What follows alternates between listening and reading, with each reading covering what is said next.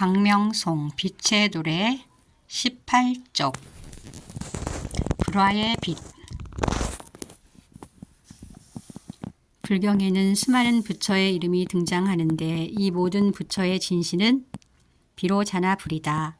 비로자나 부처는 형상이 없으며 일체 중생을 감싸 보호하시는 청정법신으로 이는 진공빛의 자비 지혜가 이 우주 만물을 포용한 것을 불격화해서 말한 것이다.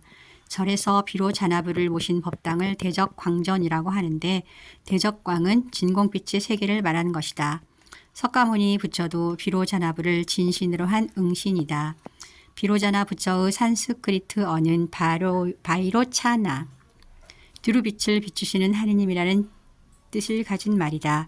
비로자나는 변일체처라 하여 이 부처님이 모든 곳에 두루 계시며 광명변조라 하여 이 부처님의 신광, 지광이 모든 곳에 두루 비춘다고 하였다.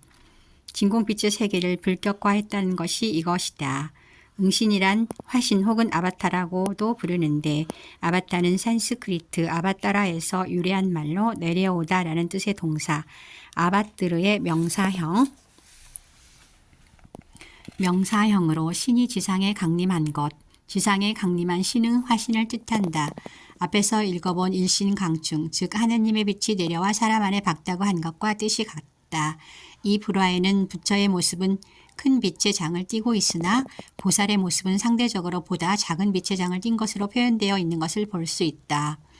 다음에 수월 관음도의 관음보살도 진공빛의 광위에 휩싸여 있다.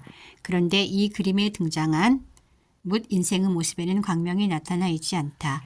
화가가 의도해서 그린 것인지 확인할 수 없지만 이 관음도에는 재미있는 표현들이 들어있다. 예를 들어 그림에 등장한 중생들의 모습을 살펴보면 모습에 작은아마 호강을 띤 이는 광명한 관음보살을 향해 있고 모습에 호강이 전혀 나타나지 있지 않은 매우 무명한 중생은 관음을 등진 채 고해에 휩쓸려 가는 것이다. 무명한 중생일수록 빛에 무관심하고 무명할수록 빛과 인연 맺지 못하고 빛을 등진 채 고해에서 떠돌게 된다는 표현이 되는 것이다. 이는 무명에서 노사, 우비, 고뇌가 연기된다는 불교의 사상을 기결된다. 후광의 공성 파동. 홀로그램은 사진 투영 기법에 의해 만들어지는 3차원의 이미지이고 레이저 기술의 발전에 따라 가능하게 된 입체 사진술이다. 홀로그램은 기준이 되는 파동이 있고 그 위에 물체에서 오는 파동이 겹치도록 하여 생기는 간섭무늬를 기록하는 방식이다. 따라서 홀로그램을 얻으려면 기준이 되는 파동이 반드시 있어야 하고 그 파동을 레이저와 같이 파장이 균일하여야 한다.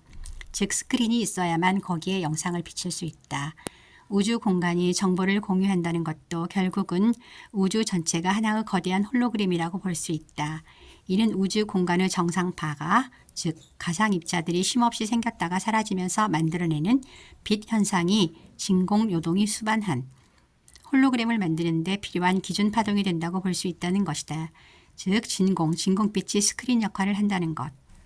따라서 시작도 끝도 없는 진공빛의 하늘이 홀로그램을 위한 정상파 역할을 하고 이 정상파 위에 전하나 질량 혹은 소용돌이 등의 흔들림에 의해 생기는 파동이 중첩되면서 홀로그램이라는 우주 만물의 모습이 성립한다는 설명이 가능해진다.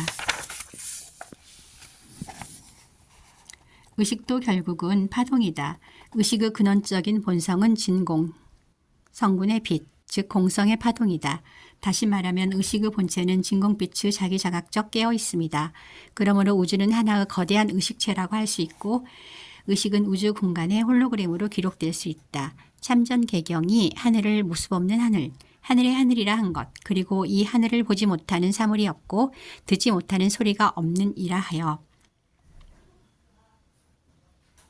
하늘 그 자체가 전능한 지성의 세계인 것을 가리킨 것은 진공의 세계가 시작도 끝도 없는 하나의 의식체인 것을 가리킨 것이라고 이해할 수 있다. 이 그림은 부처의 말씀, 불경이 빛이 광의로 발산되는 것을 표현하는 것으로 이는 의식의 파동성에 대한 표현이라고 볼 수 있다. 이 그림은 1803년 영국 토마스 영의상 슬릿 실험으로 빛의 파동성이 입증되기 500년 전 작품이다. 지금까지 읽은 글에서 호광을 진공성분의 빛이라고 말한 것은 이 빛이 진공의 세계가 수반한 빛 현상인 것과 관계된다. 우리는 지난 인류사에서 철학적 개념이었던 진공을 진공 에너지로 재인식하게 된 시대에 살고 있다. 하지만 우리는 여전히 이 빛을 가리켜 말한 철학적, 신학적 개념과 그 표현들에 더 익숙하다. 후광을 이루는 빛이 하느님 자리에서 비추어와 천지간에 편지한 신성한 빛이라는 것과 이 빛은 인간을 영혼육의 삼중 구조로 말할 때 영이 존재한 모습이라는 것. 그리고 이 빛이 진정한 의미의 영적 자아라는 것은 우리 안에 진공빛이 지금보다 밝아져서 이 빛의 자기 자각적 지성에서 생각과 행동이 일어나면서 보다 분명한 깨달음으로 경험될 것이다.